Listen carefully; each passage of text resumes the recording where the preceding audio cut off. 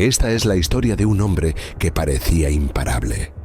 Estaba al mando de uno de los mayores sindicatos del crimen organizado del mundo.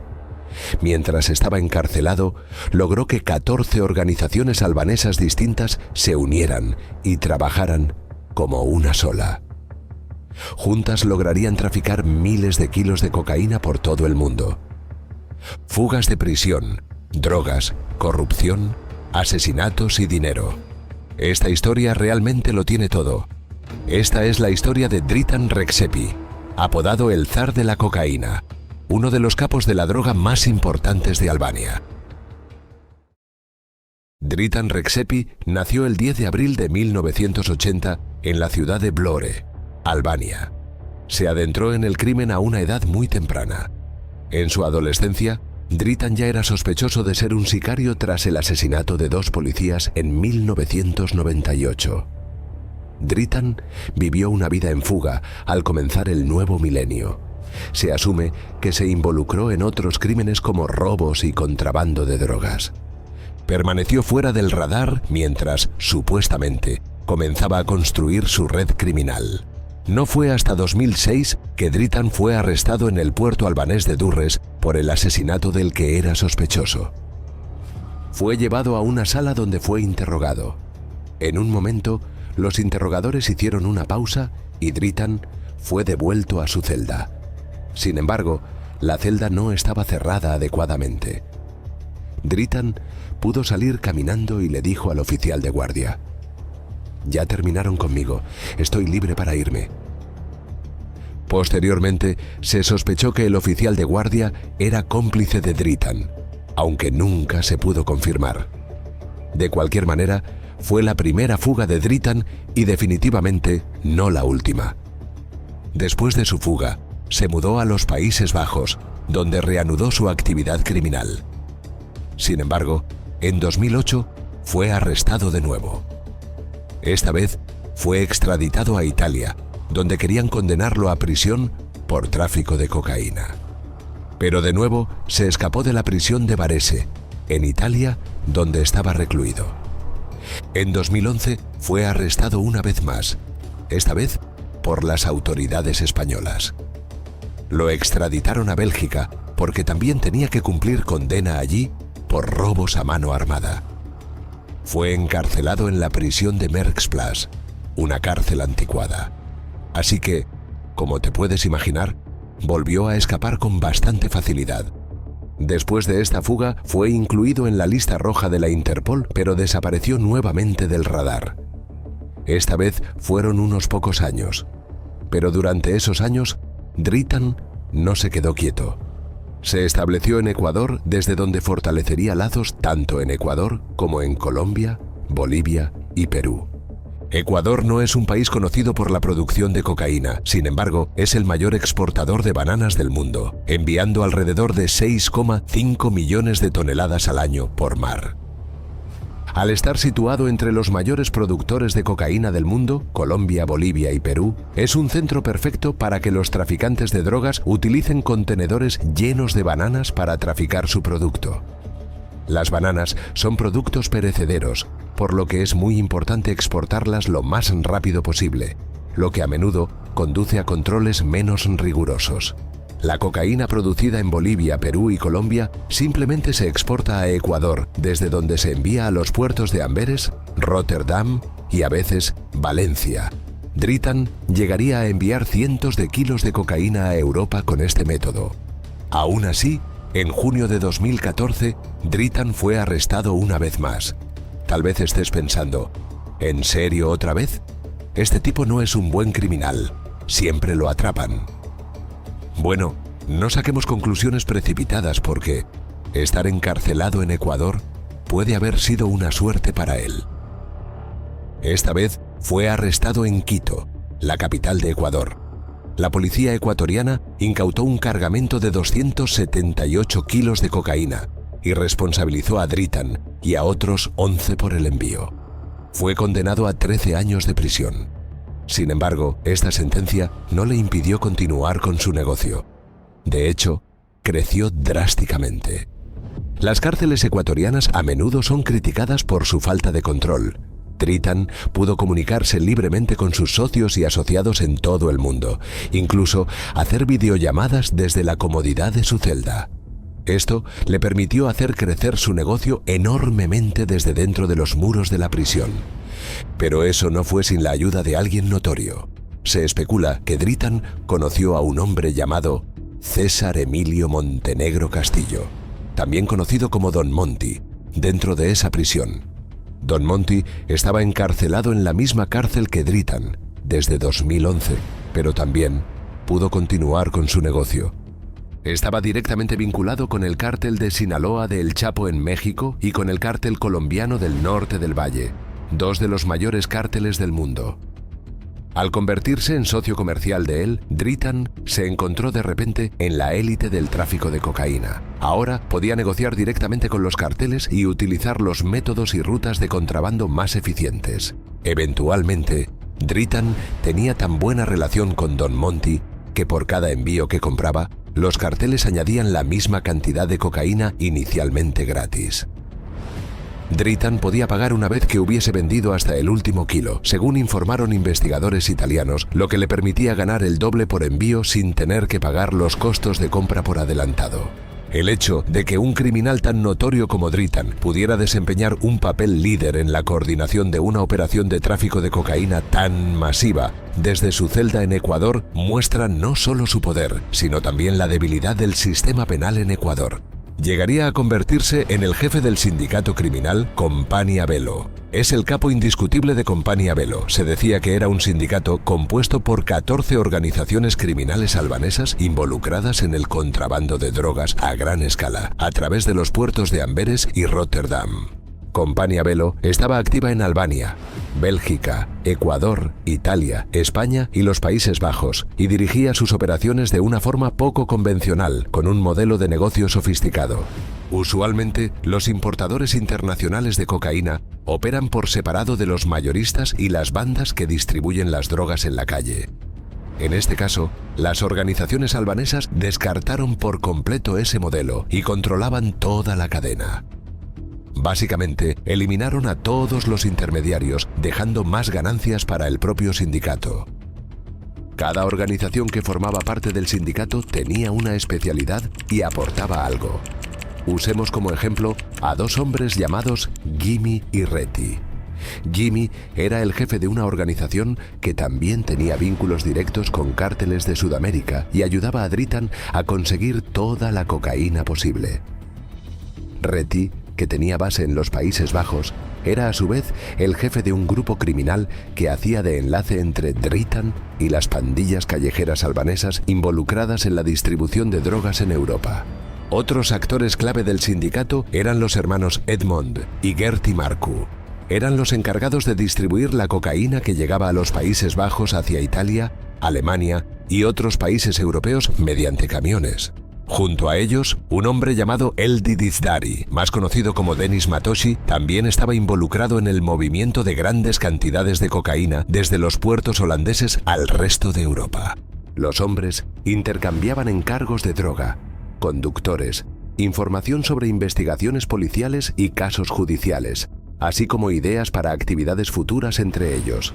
Mientras que las organizaciones criminales comúnmente son enemigas entre sí porque luchan por el poder, todos los miembros de Compagnia Velo entendían que operar juntos les haría ganar más dinero que si actuaban por separado. Los resultados hablaban por sí solos.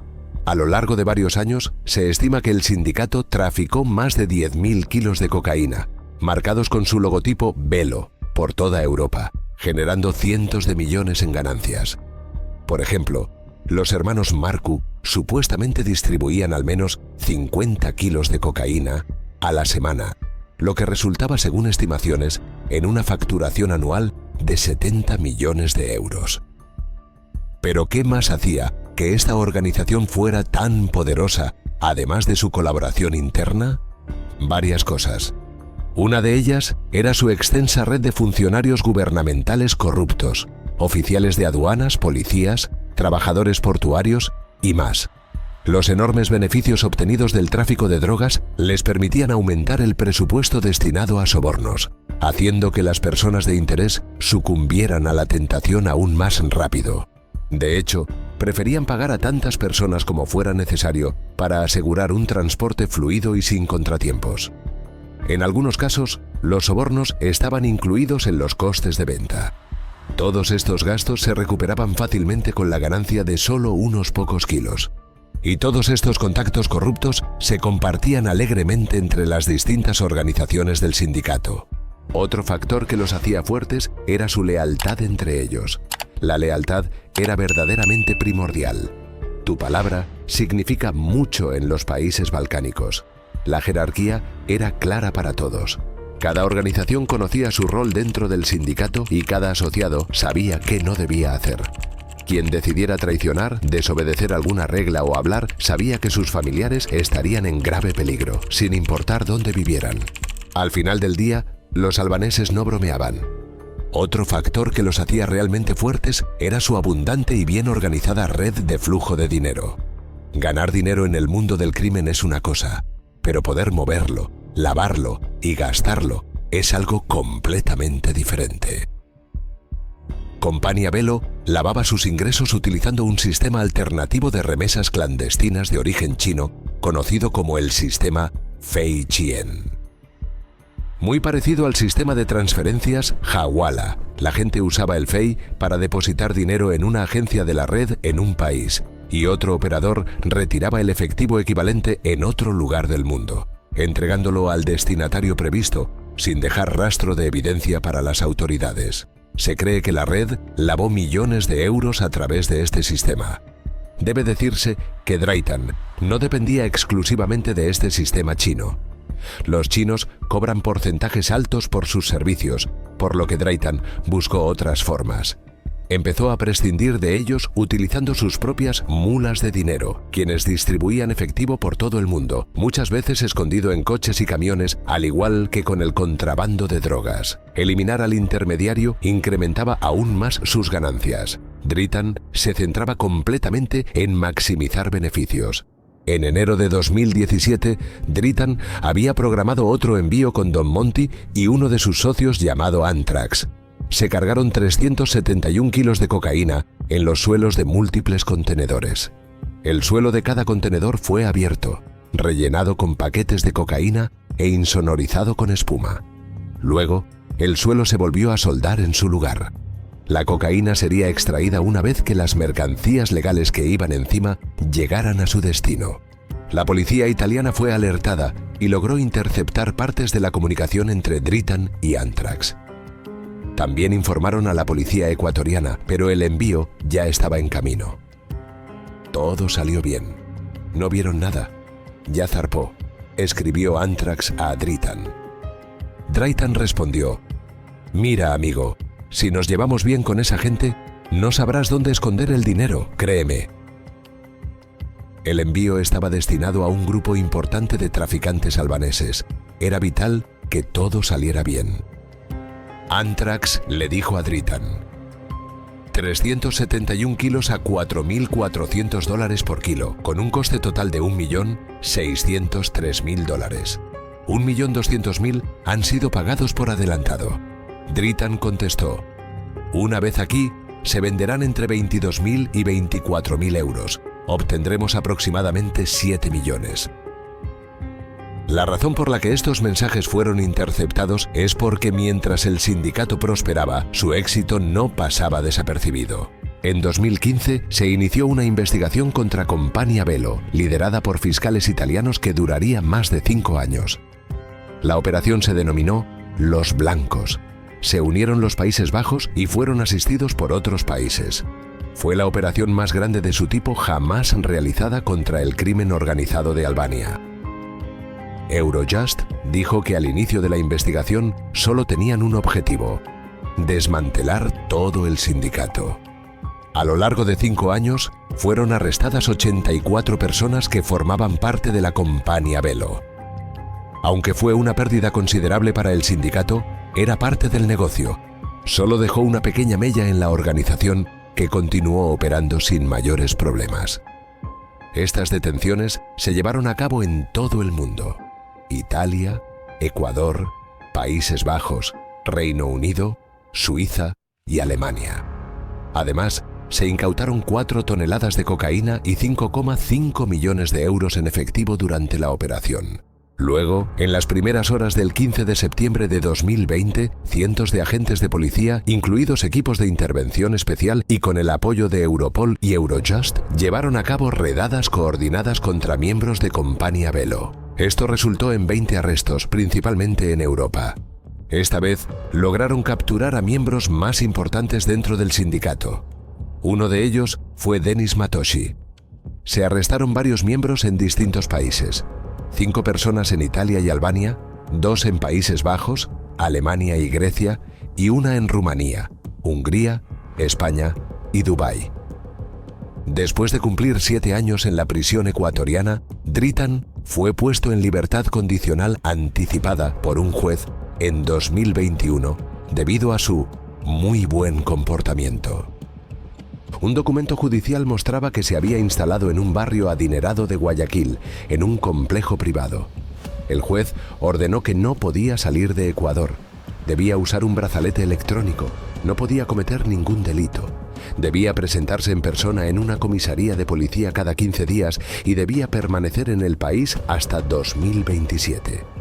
Esta fue una decisión altamente cuestionable, ya que Albania e Italia habían solicitado su extradición. Además, considerando su historial de múltiples fugas, era solo cuestión de tiempo antes de que desapareciera nuevamente. Y así fue. Se quitó el brazalete electrónico y volvió a desaparecer. El negocio no se detuvo ni un solo día.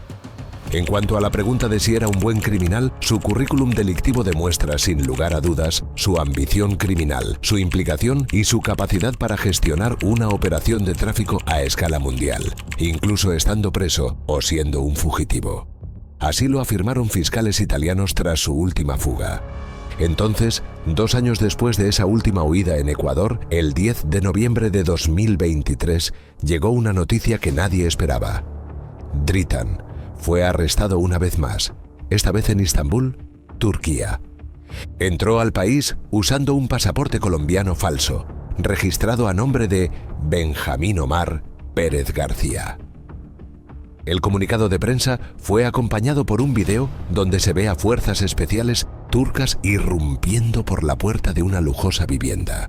En las imágenes se puede ver a Dritan retenido en el suelo por varios agentes.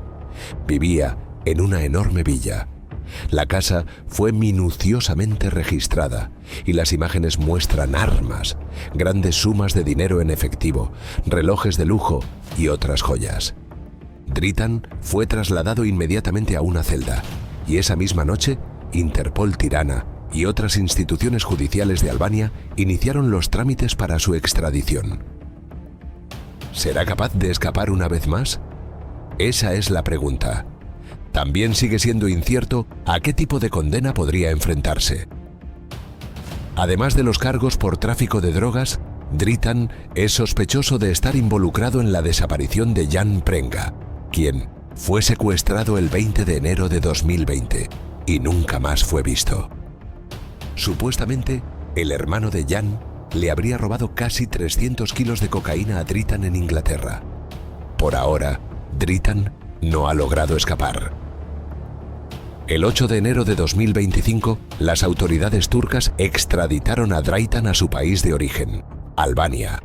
Todo el traslado fue realizado con grandes mesuras de seguridad debido al historial de Dritan. Una vez en Albania, fue ingresado en la prisión 313 de Tirana. En abril, empezó su juicio por la desaparición y muerte de Jan Prenga. Tendremos que estar atentos para conocer su condena final. Por ahora, esta es la historia de Dritan Rexepi, el zar de la cocaína. Aún así, pese a su detención, la compañía no ha parado de operar ni un segundo. Se dice que el sucesor del zar al frente de la Compagnia Velo es Dritan Jika, con quien coincidió en Ecuador ya que vivían en la misma zona. ¿Crees que logrará huir de nuevo? ¿O esta vez deberá cumplir condena? Si hay más novedades, te las traeremos al canal. Muchas gracias por llegar hasta el final. Si te ha gustado el vídeo, no olvides dejar un like, suscribirte si aún no lo estás y activar la campanita de notificaciones. Es un pequeño gesto, pero ayuda mucho al canal. Nos vemos en el siguiente vídeo.